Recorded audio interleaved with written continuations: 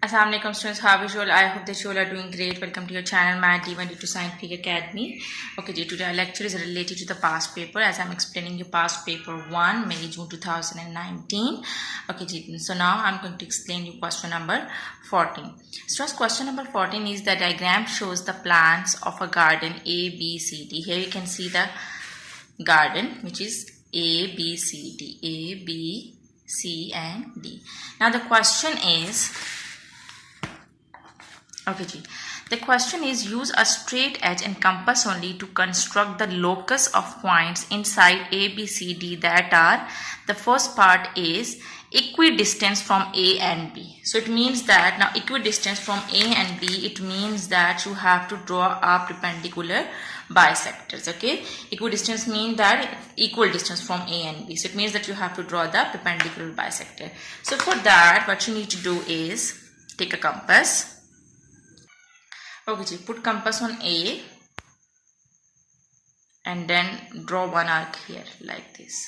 Now in the same way, put one arc below AB. Okay, now what you need to do is, here you can see this arc. Alright, now put on B, put compass on B. So this is how you have to draw the perpendicular bisector. Now draw an arc like this. And same down AB, below AB. Okay, now you can see these 2 points, this point and this point. Okay, as we have to draw the perpendicular bisectors, it means that we'll draw the line from here, from equidistance, as in the question is written that equidistance from A and B. So now I'm going to draw a perpendicular bisector by joining this midpoint. Okay, here. So I can draw like this.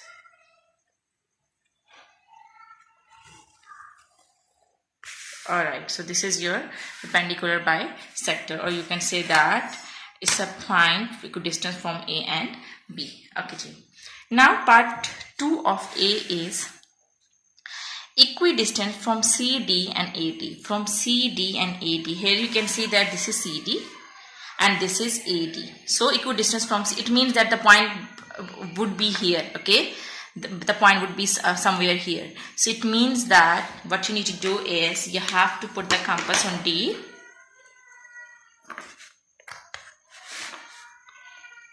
Okay, now draw an arc here and on AD and draw another arc on CD like this, on AD and on CD. Now put the compass on this point and draw an arc here like this, and then put the compass on this and draw an arc here. So here you can see that this is the point. This is the point. Now this point till D. This is the point now. This is that point. Now join this with D and now extend it to this line. Okay, so this is how you have to do part 2. Okay, so now let's come to part B of this question 14. Part B is Stephen wants to play a tree in the garden. Stephen wants to plant a tree in the garden. Now he wants the tree to be nearer to A than to B, nearer to CD than to AD. Shade the region inside the garden where Stephen can plant the tree. Okay, so it's given that Stephen wants to plant a tree in the garden. He wants the tree to be nearer to A than to B. Nearer to A means this region. Nearer to A means that this region. This is nearer to A, na? So this region, you have to find out this region. Okay, and then nearer to CD than to AD. Nearer to CD than to AD. It means that to this side nearer to A and nearer to CD. It means that here this is the part. It means that this is the region which you need to shade, which is nearer to A this region and nearer to CD. Okay, CD is this line now, then to AD. AD is this line. Okay, nearer to CD means that this A region will come on. So now shade this like this, or you can use color to shade it.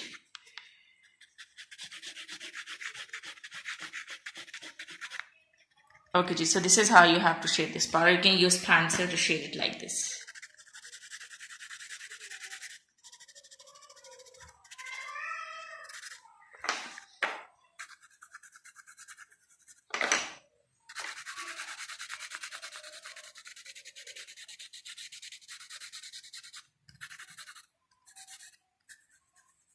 Okay, so I hope that question number 14 is clear to you. Now let's move forward to question number 15. Okay, so question number 15 is find T inverse. So first write down the formula which is required T for T inverse. You know that to find out T inverse, the formula is adjoint of T over T determinant. So adjoint of T over T determinant. So first you have to find out the T determinant. So how would you find out T determinant? So for that you need to multiply these two numbers. So 5 2s are 10 minus, and then you have to multiply these two numbers. 7 1s are 7. So you will get 3. So T determinant is 3. Now you have to find out adjoint of T. You know that what is adjoint of T? So for adjoint of T, what you need to do is you have to change the positions of these two numbers and you have to change the signs of these two numbers. So when you will change the position, you will get 5 and 2. And now change the signs of these two numbers, it will become -7 and -1.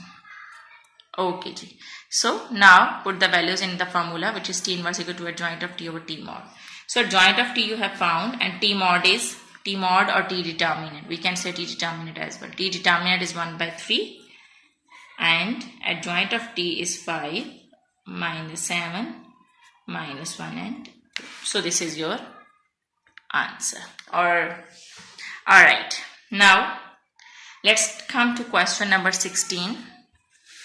Okay, so question number 16 is C is equal to 3b square minus 2a over 5. Rearrange the formula to make B the subject. So now what you need to do is you have to make B as subject. It means that B should be the dependent variable and all other variables should be independent. So for that, what you need to do is first this 5 here, you can see that this 5 is dividing over here. It will go to that side, it will be multiplied. So like this, C is equal to 3b square minus 2a over 5. Now this 5, when you will go to this side, it will multiply. So it will become 5c is equal to 3b square minus 2a. Okay, this 2 is subtracting over here. Okay, as we have to make B as subject now, so we have to move all other extra things to the other side. Okay, so we have to move this 2a also. Okay, this 2 is subtracting over here. When it will come to this side, it will add. So it will become 5c plus 2a is equal to 3b square. Okay, we have to make B as subject, so we don't need this 3. So this 3 is multiplying with B. When it will come to this side, it will divide. So it will become 3b square is equal to 5c plus 2a. Now we are moving this 3 to that side. It will become 5c plus 2a over 3. Okay, as we just need B now, we don't need B square. So students, remember that whenever you want to omit B square, so you have to take the square root. So take square root on both sides. You know that whatever the operation you apply, you have to apply on both sides. This is the rule of the equation. So this square and square root will cut each other. So the value of B will be equal to root plus minus root 5c plus 2a over 3. So this is your answer. So here you can write down the answer. Okay, here you have to write down the answer of the above part, which is 1 over 3, 5 minus 7 minus 1 and 2. Now the value of B is equal to plus minus root 5c plus 2a over 3. So this is your answer. I hope that it's clear to you. Okay, students, do the practice of these sums, and when you'll do the practice, then this concept will be more clear to you. Take very good care of yourself. Thank you very much, and Allah Hafiz.